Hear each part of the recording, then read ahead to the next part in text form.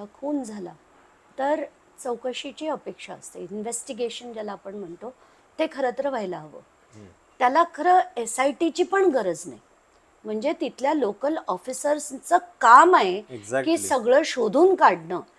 तिथे आपण SIT स्थापन करतो, तिथे अमुक अधिकारी स्पेशली जातात चौकशीसाठी आणि त्याच्या खालचे जे अधिकारी नेमण्यात आले, पहिलं तर ही SIT स्थापन कधी झाली, हो.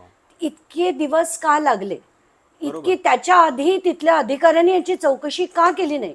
कारण जर तुला आठवत असेल की ती गाडी जर पहिल्याच दिवशी ताब्यात घेतली गेली, त्या गाडीत फोन मिळाले, हो. तर त्या फोनमध्ये व्हिडिओज होते असं जे आपण अनधिकृतपणे ऐकतो, चर्चा करतोय. तर त्याच्यातले डिटेल्स बाहेर का नाही आले? काल जेव्हा कोर्टात सुनावणी होत होती तेव्हा त्याची सगळी पुन्हा तेव्हा हे अमुक झालं. अमुक डिटेल्स बरोबर. बाहेर येत आहेत. म्हणजे ही चौकशी दाबली जाते का, हा त्यातला पहिला मुद्दा.